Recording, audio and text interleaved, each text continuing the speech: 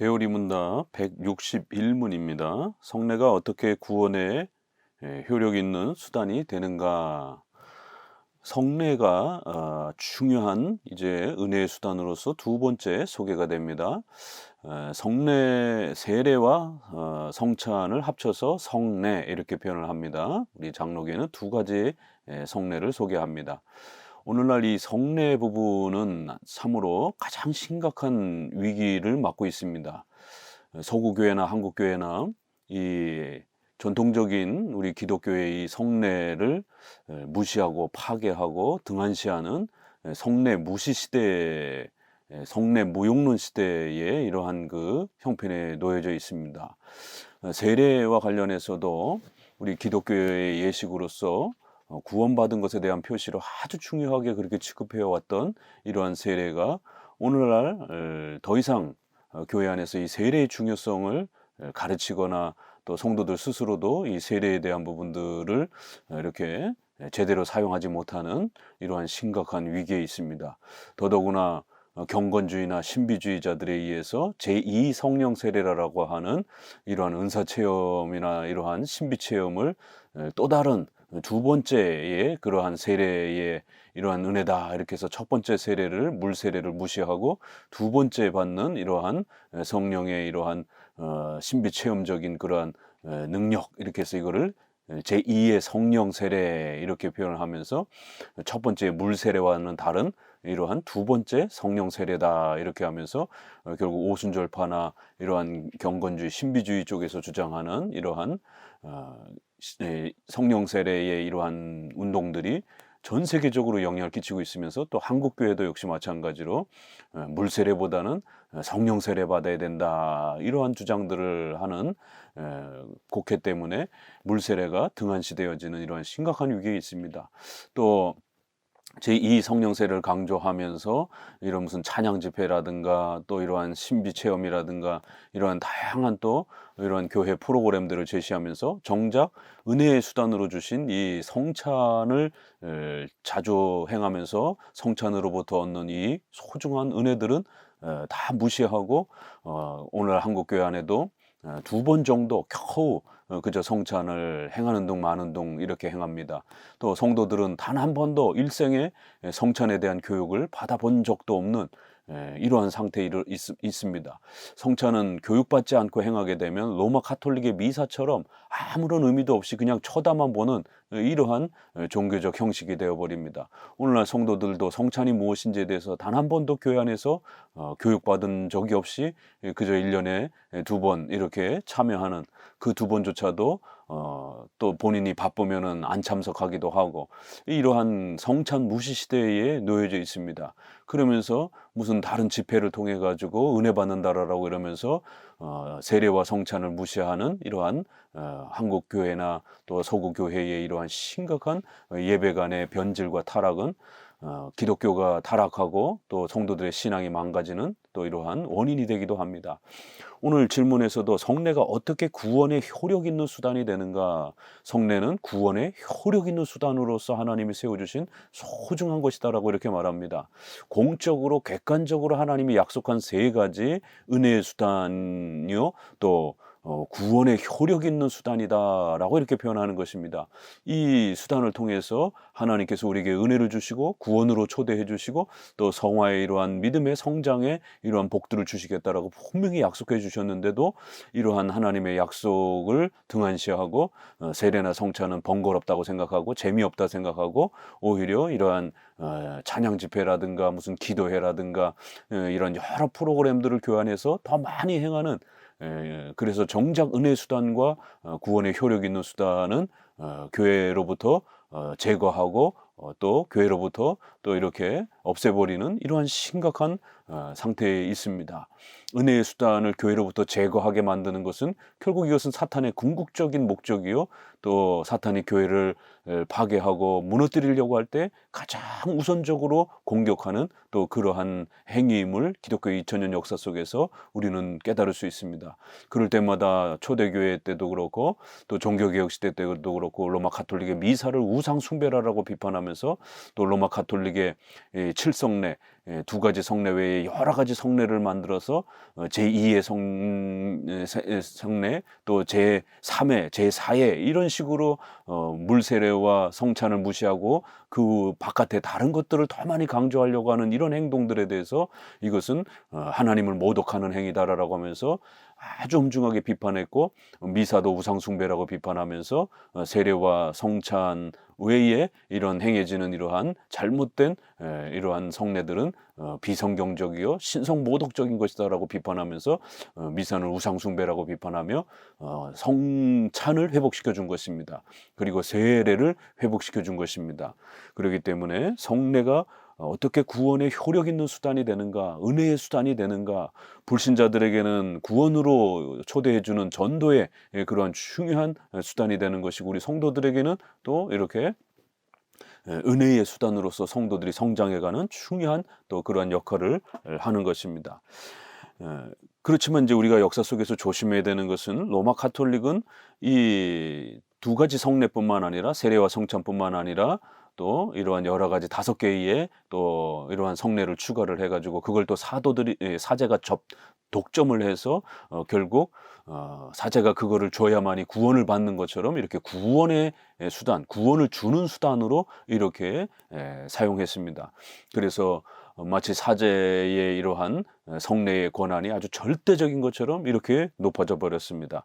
반대로 또 신비주의자들은 또 목사 개인이 그렇게 능력을 이렇게 베풀어 주는 것처럼 그런 경건의 목사의 능력으로 카리스마 있는 이러한 은사가 충만한, 그래서 소위 말해서 능력 있는 목사가 또 이런 성도가 안수기도 해줌으로 인해서 어떤 능력이 이렇게 흘러가는 것처럼, 개인의 경건의 그러한 능력에 따라서 이런 특정한 성령의 은혜가 주입이 되는 것처럼, 이 사제가 이러한 성례를 독점을 해가지고 사제의 능력으로 또 그 성례의 그러한 그 자체가 마치 힘이 있는 것처럼 이렇게 해서 구원을 주는 수단으로 사용한 이러한 남용이나, 또 오늘날 신비주의자들이 신비체험이라든가 방언이라든가 이러한 것들을 마치 목사의 능력으로 그걸 주는 것처럼 이렇게 개인의 능력과 또 그러한 성례 그 자체가 마치 무슨 신비한 힘이 있는 것처럼 이렇게 악용을 한 겁니다. 그러자 또 세 번째로는 이런저런 부분들을 다 무시하고 성례 자체는 아무 의미도 없는 것처럼 또 이렇게 완전 무시주의도 또 역사 속에 등장을 했습니다. 그렇기 때문에 우리는 더더욱 주의하면서 성례를 성경적으로 올바르게 잘 사용하는 그러한 훈련들을 해야 되고, 이런 성례의 성경적 의미들을 잘 회복해서 하나님이 은혜 수단으로, 구원의 효력 있는 수단으로 주신 이 소중한 이 의미와 내용들을 또 우리의 신앙생활에서 또 잘 활용해 가야 하는 것입니다. 하이델베르그 유리문답 65문에는 당신은 믿음으로 말미암아 그리스도와 그의 복에 참여하고 있다고 고백합니다. 그렇다면 그 믿음은 어디서 오는 겁니까? 답: 성령께서 거룩한 말씀을 통하여 우리 마음에 믿음을 넣어주시며 거룩한 성례를 사용하시어 그 믿음을 강하게 하십니다. 그래서 말씀을 통해서는 예수님을 가르치고 우리의 죄가 무엇인지를 깨우치고, 그래서 우리가 예수님을 영접하도록 이렇게 구원의 시작의 수단이라는 것이에요. 그렇지만 성례는 그 성례 자체가 무슨 능력이 있거나 또 성례를 집행하는 그런 어떤 목사나 사제의 개인의 경건의 능력에 의해서 주어지는 것처럼 이렇게 곡해하면 안 되고, 성례는 성도가 믿음으로 참여할 때 성경적인 그러한 질서를 따라 잘 활용하게 되면, 사용하게 되면 우리 성도들의 신앙을 강화시키는, 성장시키는 그러한 또 은혜의 수단으로서 하나님이 세워주신 겁니다. 이렇게 구별합니다. 말씀은 구원을 시작하는 수단이요, 성례는 우리 신앙을 강화시키는, 성장시키는 그러한 수단이다. 이렇게 또 아주 멋있게 고백을 합니다.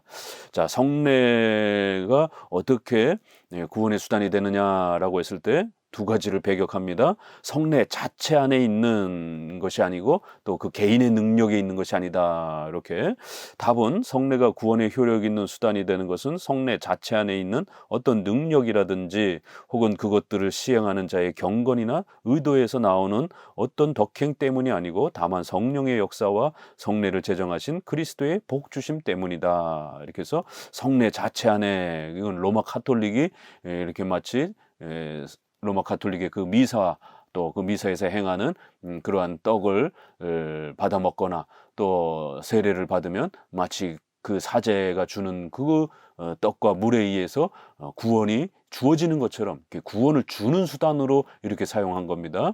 성례 자체를 그래서 숭배하는 이런 일들이 벌어졌습니다. 그래서 성찬식 앞에서 절을 하고 성호를 긋고 또 그 남은 성찬을 아주 그 비밀스러운 곳에 이렇게 보관하고 또 그것을 이렇게 행진하면서 사람들에게 그걸 보여주고 이렇게 높이 떠받들고 그리고 사람들은 그걸 만지려고 만지면 무슨 병이 낫는다든가 기적이 일어난다든가 이런 식으로 떡 자체가 성찬의 그 요소들이 우상 숭배가 되어지는 성찬 자체의 물 자체가 무슨 대단한 힘이 있는 것처럼 또 성수를 사용해 가지고 귀신을 내쫓고 뭐 병자를 내쫓는다라고 하는 이렇게 샤머니즘이 미신이 돼 버립니다. 그 물건에 무슨 특별한 힘이 있는 것처럼 이렇게 중세 시대에 결국 성례 자체에 무슨 특별한 능력을 지니고 있는 것처럼 이렇게 곡해를 해서 결국 기독교가 미신화됐습니다. 오늘날도 무슨 기도원에서 무슨 치료하는 물이 있다든가 또 무슨 특정한 어떤 물건을 소유하면은 뭐 능력이 임한다든가 또 귀신이 내쫓는다든가 이런 게 다 중세 시대에 이렇게 물건을 남용해서 그것을 샤머니즘화했던 그런 행동들입니다.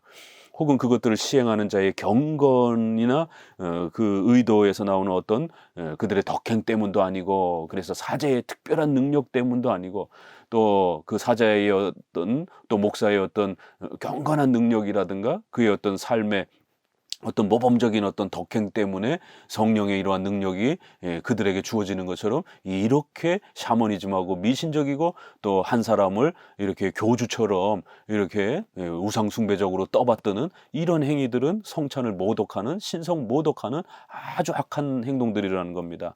성례의 진정한 그러한 효력 있는 수단으로서 사용되어지는 것은 성령의 역사이며 성례를 제정하신 그리스도의 복 주심 때문이다.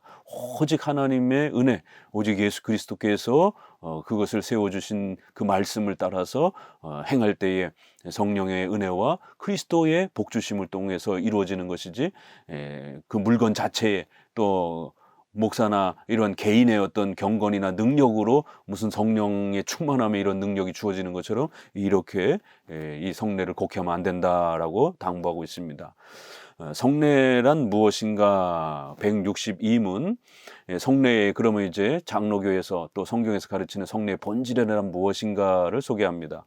성례는 그리스도께서 자기 교회 안에 제정하신 거룩한 규례이다. 이 규례는 은혜 언약 안에 있는 자들에게 주님의 중보의 혜택을 표시하고 인치고 나타내기 위한 것이며 그들의 믿음과 다른 모든 은혜들을 강화하고 더하게 하기 위한 것이며 그들로 하여금 순종하게 하고 그들의 상호 간의 사랑과 교제를 증거하고 소중히 간직하며 그들을 은혜 언약 밖에 있는 자들과 구별하기 위한 것이다. 그럼 과연 성례가 무엇인가? 왜 하나님이 성례를 이렇게 세워주셨는가? 이제 이걸 한마디로 요약하면은요, 이제 구약에는 구약에 이러한 그 성례가 있습니다. 특별히 할례와 유월절, 그래서 하나님의 자녀가 되었다라는 걸 표시하는 할례, 그리고는 또 하나님 안에서 계속 성장하고 자라간다라고 하는 걸 표현하는 유월절. 그래서 이 유월절에 참여하지 아니하면 아주 엄중한 징계로 그렇게 책망을 받습니다. 그럴 때에 이제 우리 장로교는 비록 앞서 161문에서 소개한 것처럼 로마 가톨릭처럼 구원을 주는 수단으로 사용하지는 않습니다. 성례 자체에 무슨 능력이 있는 것처럼 구원을 주는 능력인 것처럼 사제나 목사에게 어떤 구원을 주는 능력이 있는 것처럼 이렇게 사용하지는 않습니다. 또 그렇다고 제세례파처럼 성례를 아예 무시해버리고 마치 무슨 제2의 성령 세례라든가 이렇게 은사 체험이라든가 이런 식으로도 또 성례 무시주의로 가서도 안 되는 것입니다. 우리는 환자라든가 중환자실에서 갑자기 죽기 직전에 예수님을 믿는다든가 이런 사람들은 성례를 행할 수가 없습니다. 또 전쟁터에서 갑자기 죽는다든가 아이가 또 태어나다가 갑자기 이렇게 죽을 때에 또 유아 세례도 줄 수가 없습니다. 이런 급박하고 임박할 때에 이렇게 사람이 성례를 받지 못하고 이렇게 죽는다 할지라도 그가 예수님을 믿고 고백하면 얼마든지 구원받는 것으로 이렇게 우리는 사용합니다. 고백합니다. 그래서 성례는 그 자체가 무슨 능력을 주는 것은 아니에요. 오직 믿음으로 구원받는 것입니다. 그러나 그 특수한 경우에 외의 사람들은 보편적으로 일반적인 그러한 분들은 반드시 이 성례를 사용하고 받아야 된다라는 것입니다. 왜냐하면 이것은 하나님이 세워주시고 예수님이 세워주신 소중한 교회의 질서요 규례이기 때문에 그렇습니다. 그래서 그 자체가 구원을 주는 수단은 아니기 때문에 우리는 믿음으로 고백하는 것이어서 성례가 아주 특별한 경우에는 이렇게 없어도 오직 믿음으로 구원을 받을 수 있습니다. 그러나 일상적인 보편적인 경우에서는 반드시 이 성찬을 받아야만 하는 것이고, 그래서 받지 않을 때는 엄중한 책망을 받는 것입니다. 성찬의 또 세례의 중요성은, 세례는 예수님이 공생의 본격적인 복음의 사역을 하기에 앞서서 세례 요한에게 나와서 세례를 직접 받으십니다. 예수님은 자신의 죄가 없음에도 불구하고 이 세례가 얼마나 우리에게 소중한지를 직접 본을 보여주시기 위해서 그렇게 세례를 받으시면서 이제 본격적인 복음의 역사를 시작하십니다. 그만큼 세례가 우리 신자들에게 아주 중요하다라는 것을 가르쳐 준 겁니다. 그리고 마지막 마태복음 마지막 28장에도 땅끝까지 이르러 증인이 되면서 가르쳐 지키게 하고 또 세례를 주라라고 하면서 마지막 명령으로 세례를 주라라고 이렇게 소중하게 명령하십니다. 또 예수님이 십자가에 못 박히시기 전에 이렇게 또 제자들하고 마지막으로 성찬을 행하시면서 구약의 유월절을 성찬으로 그렇게 바꿔주신 것입니다. 구약의 할례는 신약의 세례로 이렇게 바꿔주신 것입니다. 바로 구약의 할례와 유월절은 창세기 17장 7절 8절에 있는 것처럼 나는 너희 하나님이 될 것이고 너희는 내 백성이 될 것이다. 그 표시와 보증과 징표로 너희는 남자의 성기의 끝부분을 잘라내는, 그래서 너희는 모든 이제 죄가 제거되었고 너희의 죄악된 그 생명의 본성이 제거되었고 이제는 너희는 내 자녀가 되었다라고 하는 표시로 할례를 행하라라고 그렇게 명령하신 것입니다. 그것이 신약에 와서 세례로 이렇게 또 바뀐 겁니다.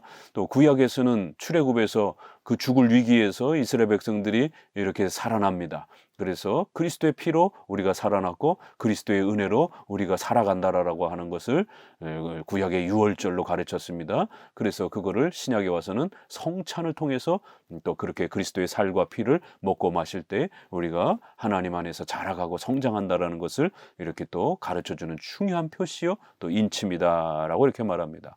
우선 이건 그리스도께서 자기 교회 안에 제정하신 거룩한 규례다.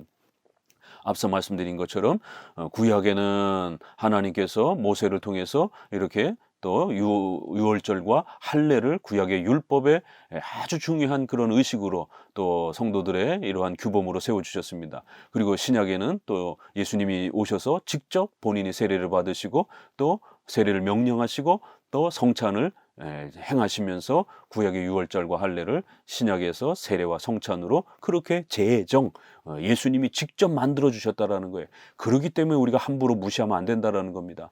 예수님이 자신의 십자가의 희생을 통해서 자신의 목숨을 내어주면서 이렇게 세례와 성찬을 만들어 주신 이 소중한 규례라는 거예요. 이것이 우리 성도들에게 반드시 필요하기 때문에 이렇게 만들어 주시고 제정하신 것입니다. 그런데 오늘날 이런 제1의 성례는 무시하고 제2의 그런 성령 세례를 받아야 된다라고 그러면서 제1의 이러한 성례를 무시하고 등한시하게 되면 그리스도의 이런 희생을 무시하고 그리스도의 제정하신 그런 권세를 무시하는 이런 행위가 되는 겁니다. 이 규례는 은혜 언약 안에 있는 자들에게 주님의 중보의 혜택을 표시하고 인치고 나타내기 위한 것입니다. 바로 세례와 성찬은 은혜 언약, 우리가 하나님의 자녀가 되었다라는 것, 우리가 죄인이 아니라 의롭게 되어 하나님의 자녀의 백성이 되었다라고 하는 이 그리스도의 십자가의 희생과 혜택을, 중보의 혜택을 표시하고 또 보증, 확증해주는 그런 아주 중요한 수단이라는 것입니다. 우리가 하나님의 자녀의 백성이라는 것이 어떻게 나타납니까? 우리가 신앙 고백을 했다 할지라도 뭐 외적인 그런 어떤 표시와 변화가 나타나는 건 아무것도 없습니다. 그렇기 때문에 우리가 신앙이 약해지게 되면 성도들이 내가 구원 받았나 안 받았나 또 이러한 불안함들이, 연약함들이 생기는 것입니다. 그래서 우리의 연약함을 배려하셔서 눈에 보이는 이러한 표시를, 우리가 하나님의 자녀의 백성이라고 하는 강력한 표시를 그렇게 우리의 연약함을 배려해 주셔서 이 땅에 남겨주신 것입니다. 그리고 또 너희는 내 것이다, 너희는 하나님의 백성이다 라고 하는 이러한 보증, 하나님이 보증을 서주겠다라는 거예요. 하나님께서 강력하게 그렇게 확증을 서주시겠다라는 겁니다. 그래야 우리가 세례와 성찬을 자주 행하게 되면, 세례는 평생에 단 한 번만 받는 것이지만 또 성찬을 이렇게 자주 행하는 이 성례를 사용하게 되면 우리가 하나님의 자녀라고 하는 것에 대한 표시, 또 그러한 인침, 확증, 확신을 우리는 아주 분명하게 갖게 된다라는 것입니다. 66문에도 이렇게 표현합니다. 하이델베르그 66문에는 성례란 무엇입니까? 라고 하면서, 성례란 우리 눈으로 볼 수 있는 거룩한 표시며 인침입니다. 하나님께서 그것을 세우셔서 그것을 집행하는 우리들로 하여금 복음에 약속한 것을 보다 명확하게 이해할 수 있게 하셨을 뿐만 아니라 친히 자신의 약속을 보증하신 것입니다. 아주 중요한 표현이 있죠. 복음에 약속한, 우리가 하나님의 자녀가 되고 우리가 하나님의 백성이 된다라고 하는 그리스도의 신부가 되고 그리스도의 은혜로 우리가 이 신칭이 믿음으로 의롭게 되어진다라는 것, 죄인이 아니라 의롭게 되어 하나님의 백성이 된다라고 하는 이 복음의 위대한 약속들을 보다 더 정확하게 깨닫고 이해할 수 있도록 바로 이 성례를 우리에게 주셨다라는 겁니다. 이 성례가 따라붙지 않는다라면 우리의 연약함 때문에, 우리의 또 부족함 때문에 믿음으로 그리스도를 고백하고 난 이후에도 오직 믿음으로 구원받는 것입니다. 그럼에도 불구하고 우리의 연약함 때문에 어려움을 겪고 환난이 찾아오고 이러다 보면 우리가 구원받은 것에 대해서 불안해하고 또 낙심하고 이러는 것입니다. 그래서 복음의 이 약속을 보다 명확하게 깨닫고 이해할 수 있도록 우리의 연약함을 고려해 주셔서 보여지는 이러한 외적인 표시로 우리가 구원받았다라는 것을 이렇게 아주 정확하게 깨달을 수 있도록 성례를 보강해 주신 것입니다. 오직 말씀을 통해서 믿음으로 구원받는 것입니다. 이게 첫 번째 원리입니다. 그러나 두 번째는 보조수단으로서 이렇게 성례를 통해서 우리의 신앙을 강화시켜주는 그러한 중요한 효력 있는 수단으로 세워주셨다는 것입니다. 은혜 언약을 표시하고 인치고 나타낸다, 이렇게 세 단어를 써가지고 아주 강력하게 우리의 이러한 구원받은 하나님의 자녀가 되었다라고 하는 이러한 아주 중요한 표시요, 또 그러한 보증이요, 또 그런 것들이 계속해서 이렇게 나타나도록 우리 성도들이 그것을 확인하도록 주시는 그런 소중한 수단이라는 것입니다. 두 번째는 그들의 믿음과 다른 모든 은혜들을 강화하고 더하게 하기 위한 것이며, 그래서 이렇게 우리의 연약함을 배려해 주셔서 눈에 보이는 표시로 이렇게 세워주셨기 때문에 성찬과 같은 이런 부분들을 계속 우리가 행하게 되면 우리는 신앙이 더욱 성장하고 자라가게 된다는 겁니다. 우리의 연약함이 회복이 되고 더욱 강력하게 우리가 하나님의 자녀임을 확신하기 때문에 더 믿음이 자라가고 성장하게 된다는 겁니다. 성찬을 자주 행하지 않으면 그 반대로 믿음이 자라가지 않는 겁니다. 이게 아주 중요한 원리입니다.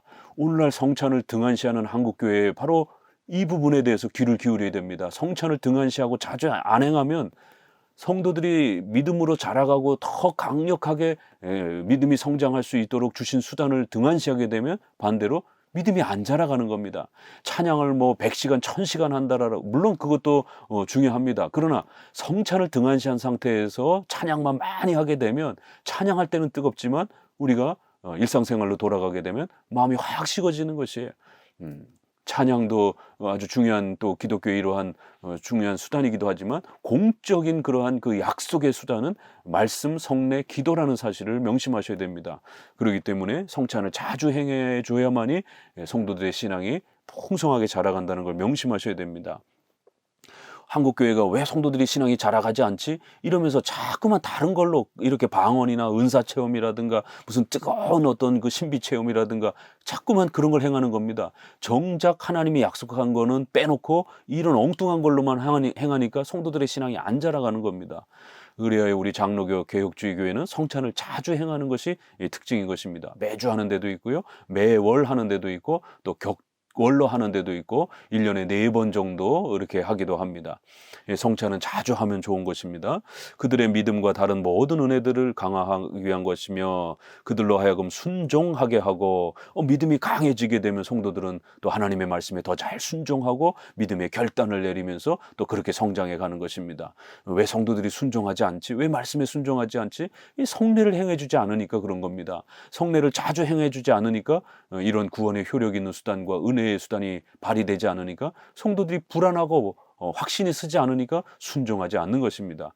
확신과 순종은 이렇게 은혜의 수단을 잘 사용할 때에 그 능력이 성도들에게 주어지는 것이고, 그러므로 순종의 용기와 결단이 나타나는 겁니다. 그들의 상호 간의 사랑과 교제를 증거하고 소중히 간직하며 성도들이 더 뜨겁게 사랑하고 더 가까워지고, 성도들이 한마음 한뜻으로 그렇게 유형교회를 이루면서 그 교회가 단단해져 간다라는 거예요. 오늘날 한국교회도 얼마나 성도들이 교회 안에서 싸우고 분쟁하고 파벌을 형성하고 그래서 서로 다투고 이런 일들이 얼마나 많습니까? 그래서 이거를 해결해 보려고 뭐 레크레이션도 해보고 뭐 야유회도 가보고 뭐 체육대회도 해보고 또 뭐 남전도회 여전도회 해가지고 뭐 외식도 해보고 여러 가지 그런 그 교제 프로그램을 해봅니다. 그러나 그것으로 안 되는 거예요. 하나님이 약속해 주신 이 성례를 자주 행해야, 성찬을 자주 행하고 또 세례의 이러한 의미를 잘 교육하고, 또 우리가 유아 세례라든가 또 다른 분이, 나는 한 번 세례를 받지만 다른 분이 또 교회 안에서 세례를 받을 때 그 세례를 다시 한번 또 바라보면서 나의 세례를 또 되새기고 또 성찬을 자주 행하고, 이러다 보면 성도들이 가까워지고 하나 되는 거예요. 왜냐하면 예수 그리스도의 피로 우리가 맺어진 한 가족이라고 하는 이 강력하게 우리를 묶어주는 띠요 그러한 연합의 도구다, 이렇게 성경은 가르칩니다. 성도들을 하나로 묶어주는 강력한 그러한 연합의 띠라는 것이 바로 고린도전서는 분열, 분쟁, 싸움, 그래서 아볼로파, 게바파 이러면서 성도들이 싸웁니다. 거기에 대한 해결책으로 교회법적 정치 질서와 또 그리고 고린도전서 10장에 바로 성찬 이야기가 나오는 겁니다. 이렇게 분열되고 싸우고 나눠져 있는 성도들을 하나로 만들어주는 것은 오직 성찬밖에 없다라는 것입니다. 성도들을 상호간의 사랑과 교제로 그렇게 묶어준다라는 겁니다.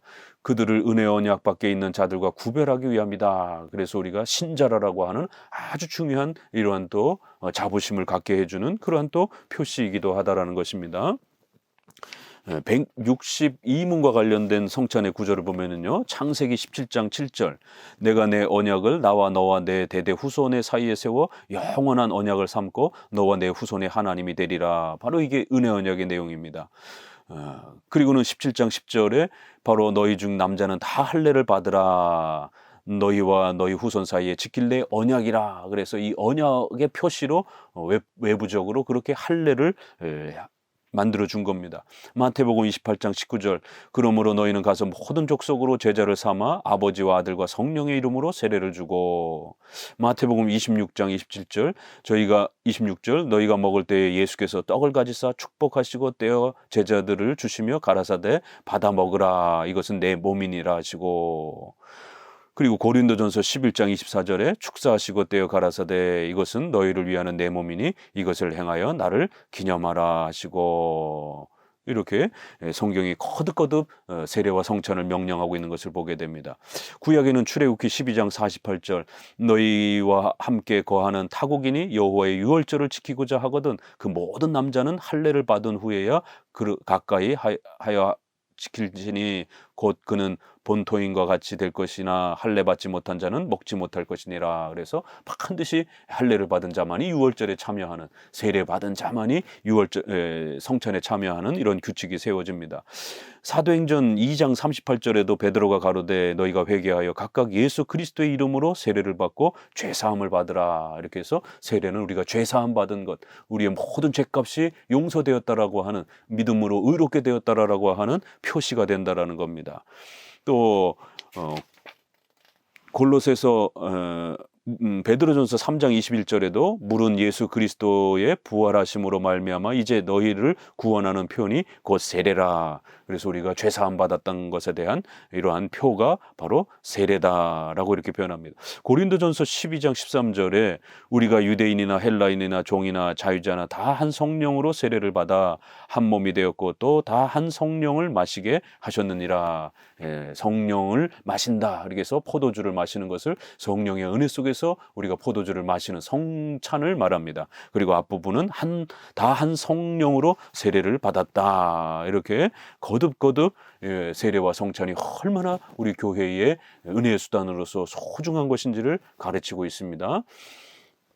반드시 이 성례의 본질과 핵심을 잘 간직하셔서 성례를 회복할 수 있도록, 특별히 오늘날 성찬을 회복하는 그러한 신자와 교회가 될 수 있도록, 우리 종교개혁은 마지막 개혁은 바로 이 성찬의 개혁이었습니다. 이걸 위해서 목숨을 걸고 우리 선조들이 성찬을 개혁하고 성례를 개혁하면서 로마 가톨릭의 미사를 거부했던 것입니다.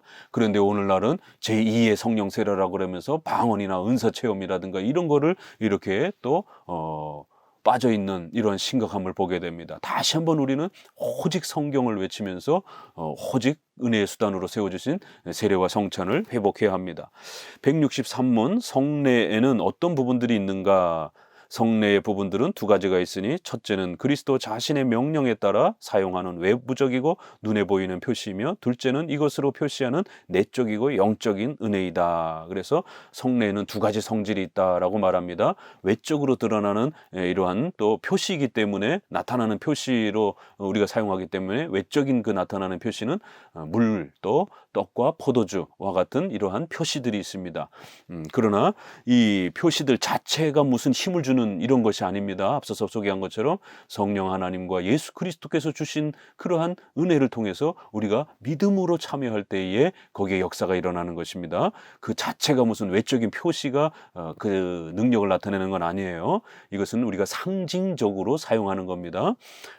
외적이고 눈에 보이는 표시 부분이 있고요. 또 하나는 본질에 해당이 되는 바로 내적이고 영적인 은혜, 성령의 은혜와 예수님이 주시는 그러한 은혜, 그리스도와 하나가 되는 이런 은혜, 또 우리가 믿음으로 이것을 참여할 때 많이 또 은혜를 누리게 되는 영적인 이러한 은혜를 본질로 하는 겁니다. 그래서 외적으로는 상징적인 도구로 사용하는 물, 떡, 포도주가 있고, 내적으로는 바로 예수 그리스도와 성령의 역사를 통해서 우리가 참여하는, 또 우리의 믿음으로 참여하는 내적이고 영적인 이러한 그 부분이 있다라는 것, 둘로 이렇게 나누어서 잘 또 우리가 살펴보셔야 됩니다. 164문 신약에서 그리스도는 몇 가지 성례를 그의 교회에 제정하셨는가? 신약에서 그리스도는 그의 교회 안에 오직 두 가지 성례만을 제정하셨으니 곧 세례와 성찬이다. 마태복음 28장에서 우리가 읽었던 것처럼 성부와 성자와 성령 이름으로 세례를 주라. 또 고린도전서 11장 20절에 그런즉 너희가 함께 11장 20절에 너희가 함께 모여 주의 만찬을 먹을 수 없으니, 또 고린도전서 11장 23절에 내가 너희에게 전한 것은 주께 받은 것이니 곧 주 예수께서 잡히시는 밤에 떡을 가지사, 이러면서 또 성찬의 명령을 소개합니다. 이렇게 오직 두 가지입니다. only라는 단어를 써서 오직 두 개만 있다라고 강조합니다. 왜냐하면 로마 가톨릭이 5개의 또 이러한 견진내부터 시작해서 뭐 청소년이 되는 시절에 더 능력을 강화시키기 위한 이러한 두 번째의 이러한 또 세례 외에 두 번째의 이러한 견진내를 받아야 된다. 이게 바로 오늘날의 제2의 성령 세례, 세례는 부족하고 제2의 또 다른 그러한 세례를, 성령의 그런 능력 있는 세례를 받아야 된다. 이게 견진내에서 오는 겁니다. 세례를 받았음에도 불구하고, 유아 세례를 받았음에도 불구하고 또 반드시 견진내라라고 하는 견진, 더 강력하게 이렇게 이끌어주는 그러한 또 다른 성례를 받아야 된다라는 거예요. 그래서 기름을 바르면서 견진내를 행합니다. 더 강력한, 더 능력을 충만히 받기 위한 두 번째 이러한 세례를 받아야 된다, 성례를 받아야 된다. 가톨릭은 견진내를 행합니다. 이러한 첫 번째와 두 번째의 이러한 그 세례를 추가적으로 받아야 된다. 그래야만 진짜 신자다. 이러한 그 순서를 구별하는 방식이 로마 가톨릭에 있었고, 이것이 바로 제세례파에도 있었고, 또 결국 17세기, 18세기에 경건주의 안에도 있었고, 또 오늘날 이렇게 신비주의자들도 주장합니다. 특별히 로이드 존스가 다른 구원론이라든가 이런 부분, 또 삼일체라든가 이런 거는 잘 말하지만, 이 로이드 존스의 성령 세례는 굉장히 위험한 교리입니다. 바로 이것은 제2의 성령 세례를 주장하는 신비주의파, 오순절파의 제2의 성령 세례랑 신학적 논리가 거의 동일합니다. 오순절파도 세례 갖고는 안 되고 제2의 성령 세례를 받아야 된다라고 말합니다. 로이드 존스는 물세례는 표시로만 받는 것이고 제2의 성령 세례를 통해서 인침을 받는 것이다라고 하면서 표시와 인침을 나누어 버렸습니다. 그래서 제1의 물세례의 표시와 제2의 성령 세례로서 인침을 받는 보증과 확증을 받는 진짜 제대로 된 신자로서 확증을 받는 그러한 인침을 받는 성령 세례를 받아야 된다. 그래서 로이드 존스의 성령 세례라는 책이 한국에도 굉장히 많이 읽혀지고 있습니다. 그러나 이건 장로교 교리가 아니고 기독교적인 또 성례관도 아닙니다. 이건 굉장히 위험한 성례관입니다. 전통적으로 우리 기독교는 오직 두 가지의 성례만 주장했습니다. 세례와 성찬만 강조했다라는 것을 꼭 명심해야 됩니다. 그러면 로이드 존스 방식이라면 세례가 있고 성령 세례가 있고 성찬 세 가지 세례가 돼버리는 것입니다. 그렇기 때문에 이건 잘못된 교리입니다. 카톨릭이 5개의 성례를 추가를 해가지고 7성례를 주장하면서 교회를 타락시켰습니다. 그럴 때 종교개혁자들이 5개의 성례는 비성경적인 것이다. 예수님을 모독하는 것이다 라고 다 제거했고 오직 2가지 세례와 성찬만이 성경에서 우리에게 약속한 성례다라고 그렇게 성례로 회복해 주었습니다. 그런데 오늘날 또다시 제3번째 성령 세례를 추가한다든가 또 그 외에 또 이상한 그런 프로그램을 만들어서 마치 그게 성례인 것처럼 그런 효력을 주는 어떤 능력을 주는 그런 수단인 것처럼 로마 가톨릭처럼 2가지 외에 3, 4, 5개 이렇게 이상한 프로그램들을 만들어서 성례처럼 사용하는 한국교회의 이러한 심각함들을 우리는 또 개혁해야 됩니다. 오직 세례와 성찬만이 하나님이 예수님이 세워주신 성례라고 하는 것을 꼭 명심하시고 성경적 성례관을 회복하시기를 다시 한번 권면을 드립니다. 감사합니다.